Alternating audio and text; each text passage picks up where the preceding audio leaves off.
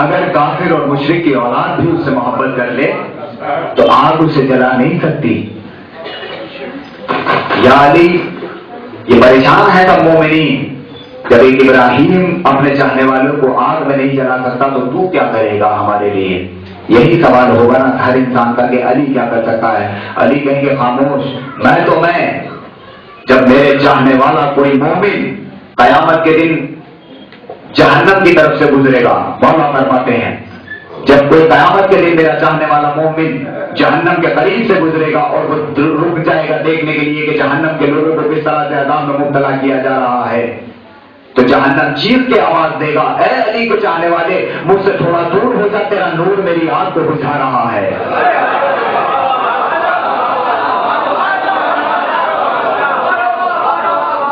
یہ منزلت ہے علی کے چاہنے والوں کی۔ علی کے 3 دن خانہ کعبہ میں رہنے کے بعد کعبہ قبلہ بنا ہے۔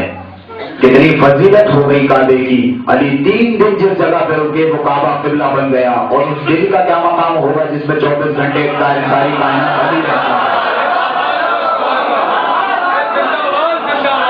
کیا مقام ہوگا اس دن کا جس میں علی ہر وقت رہتا ہے؟ عزیزان گرامی،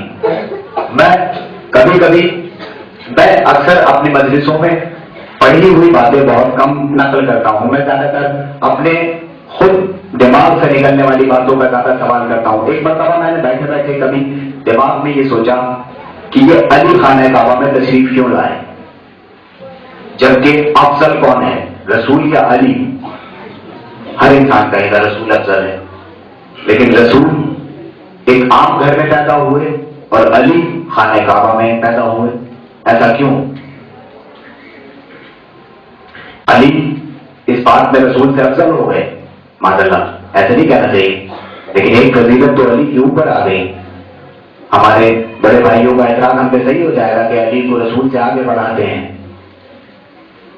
لیکن اللہ علیہ مصلحت پروردگار وہ کوئی کام ایسا کر ہی نہیں سکتا جس میں اس کے حبیب کی کوئی فضیلت گھٹ جائے۔ اس نے علی کو خانہ کعبہ میں پیدا کیا تو اس لیے پیدا نہیں کیا کہ اسے اپنے رسول کی فضیلت گھٹانی تھی، بلکہ اس نے خانہ کعبہ میں علی کو اس لیے پیدا کیا کہ اسے رسول کی فضیلت بڑھانی تھی۔ اللہ نے قرآن میں کہا میرا بنایا ہوا قانون ہے الرجال قوامون علی النساء، ہم نے عورتوں کے اوپر مردوں کو حاکم بنا کے پیدا کیا۔ ہر مرد عورت کا حاکم ہے، جو عورت جس مرد کے گھر میں رہے گی وہ اس کی محکوم رہے گی اور اس کا مرد اس کا حاکم رہے گا۔ اگر رسول کعبے میں پیدا ہو جاتے اور علی خانہ کعبہ میں پیدا نہ ہوتے تو میرا ایک قانون یہ ٹوٹ جاتا کہ علی کو فاطمہ کی حاکمیت نہ ملتی۔ وہ اس لیے کیونکہ دنیا میں ابو طالب بھلے ہی جتنے افضل ہوں، بھلے ہی جتنے احسان ہیں ان کے اسلام پر، لیکن رسول سے زیادہ افضل تو نہیں ہو سکتے نا۔ رسول سے افضل تو صرف وہ ہے پروردگار۔ تو اللہ نے فرمایا کہ علی کو تو خانہ کعبہ میں پیدا ہونا ہی تھا، اس لیے کیونکہ میرا بنایا ہوا قانون ہے کہ میں نے ہر مرد کو عورتوں کے اوپر حاکم بنا کے پیدا کیا، اور علی کو خانہ کعبہ میں اس لیے پیدا کیا کہ اگر فاطمہ نے کسی دن ناز میں آ کے یہ کہہ دیا کہ میں مصطفیٰ کے گھر آئی تو علی کو چپ لگ جائے گی، اور علی کی چپ اس کی چپ، اور علی کی چپ اس کی چپ ہے۔ اگر علی چپ ہو گیا تو سمجھ لیجئے وہ چپ ہو گیا۔ اس نے کہا میں نے علی کو خانہ کعبہ میں اس لیے پیدا کیا کہ اگر فاطمہ نے کسی دن ناز میں آ کے کہہ دیا میں مصطفیٰ کے گھر آئی تو علی بھی مسکرا کے کہے میں کبریا کے گھر آیا۔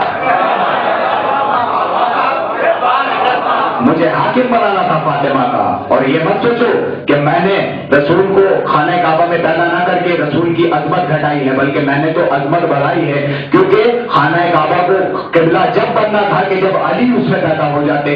اگر رسول بھی خانہ کعبہ میں پیدا ہوتے اور رسول کے پیدا ہونے کے بعد کعبہ قبلہ نہ بنتا تو لوگ یہی کہہ دیتے کہ دیکھو اپنے والوں کی فضیلت بڑھانے کے لیے علی کے بعد قبلے کو کعبہ بنایا ہے اور رسول کے پیدا ہونے کے بعد کعبے کو قبلہ نہیں بنایا۔ ایک صلوات بھیجے محمد والے۔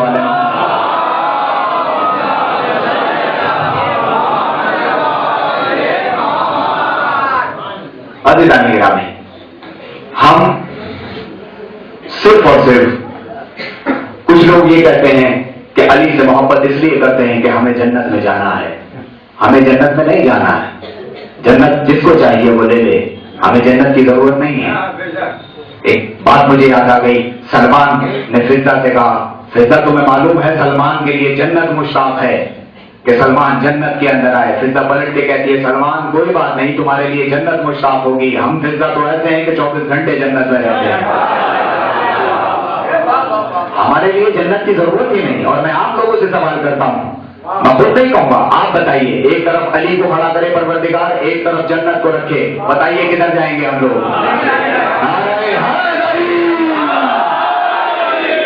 سوال ختم. ایک طرف علی کو کھڑا کیجیے, اور یہی امتحان ہوگا روز محشر کہ جب ہر انسان نفس نفسی کا عالم ہوگا, ہر انسان خوف سے ڈر رہا ہوگا کہ پتہ نہیں اس کے ساتھ کیا حساب کتاب کیا جائے. ایسے میں اللہ پوچھے گا بتاؤ کیا لائے ہو, تو پلٹ کے کہیں گے ولایت علی لائے ہیں. اللہ کہے گا جنت دے دوں, تو ہر انسان گھبرا کے کہہ دے گا پروردگار جلدی سے جنت دے دو.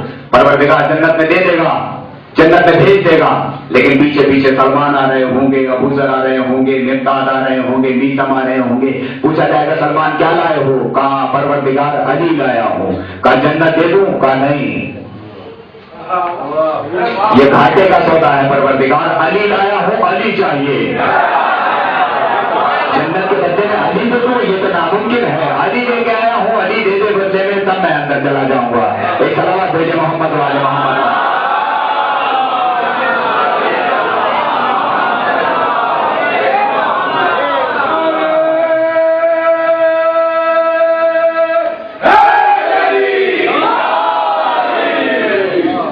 پروردگار قرآن میں کہہ رہا ہے الذین یحافظون الصلاۃ هم الوارثون وهم یرثون الجنہ هم فیہا خالدون.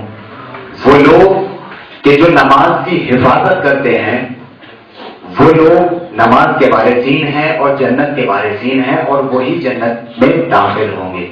نماز پڑھنے والے نہیں. الذین یحافظون الصلاۃ, جو نماز کے محافظ ہیں. نماز کے محافظ کون لوگ ہیں؟ آپ بتائیے مجھے, نماز کے محافظ کون ہیں؟ ہر انسان دماغ سے جائے گا ائمہ معصومین. نہیں, ائمہ معصومین نماز کے محافظ نہیں ہیں. میں آپ کے سامنے بس آخری منظر پیش کرتا ہوں اور اس کے بعد مسائل کی طرف آتا ہوں. منظر اپنے دماغ میں لائیے. تب کا ہوا صحرا, کربلا کی روز عاشور, حسین جنگ میں مشغول ہیں, حسین کے صحابی مشغول ہیں. ایسے میں کسی نے آ کے حسین سے کہا مولا نماز کا وقت نہیں ہو گیا؟ حسین کہتے ہیں ہاں پروردگار تمہیں نمازیوں میں شامل کرے, نماز کا وقت ہو گیا. لیکن تم جانتے ہو یہ بارش, تیروں کی بارش ہو رہی ہے, اس طرح سے نماز پڑھنا مشکل ہے نا. میں تو حسین ہوں, میں تو نماز پڑھ لوں گا, تم نماز کیسے پڑھو گے؟ کہا مولا, سعید کہتے ہیں مولا میں آپ سے ایک مسئلہ پوچھوں, آپ امام وقت ہیں. کہا پوچھو. کہا مولا اگر حفاظت کی نیت سے کعبے کی طرف پشت کر لی جائے تو کیا توہین کعبہ تو نہیں ہے؟ مولا فرماتے ہیں نہیں. وہ کہتے ہیں مولا حفاظت کی نیت سے کہہ رہا ہوں, توہین کی نیت سے نہیں. حفاظت کی نیت سے اگر کعبے کو پشت ہو جائے تو کوئی توہین کعبہ تو نہیں ہے؟ کہا نہیں. کہا مولا تو پھر تو کعبہ امامت ہے. آج سعید تیری طرف سامنے پوچھ کر کے کھڑا ہوتا ہے, پڑھا لے اپنے صحابیوں کو نماز, اور سعید یہ وعدہ کرتا ہے چاہے جتنی لمبی نماز پڑھا, سعید جب تک نہیں گرے گا جب تک تو سلام نہیں پھیر لے گا. سعید حسین کے سامنے کھڑے ہو گئے, نماز پڑھانی شروع ہوئی. حسین نے اپنے صحابیوں کو نماز پڑھا لی. نماز پڑھاتے ہی تاریخ میں لکھا ہے جیسے ہی حسین نے سلام پھیرا سعید زمین پہ آئے. حسین نے سر اٹھا کے اپنے زانوں پہ رکھا, زانوں پہ سر رکھ کے کہتے ہیں انت حافظ الصلاۃ ہم یصلون الصلاۃ انت حافظ الصلاۃ. سعید ان لوگوں نے نماز کو قائم کیا لیکن تم نے نماز کی حفاظت کی. عزیزان گرامی, یہ ہیں سعید جنہوں نے نماز کی حفاظت کی.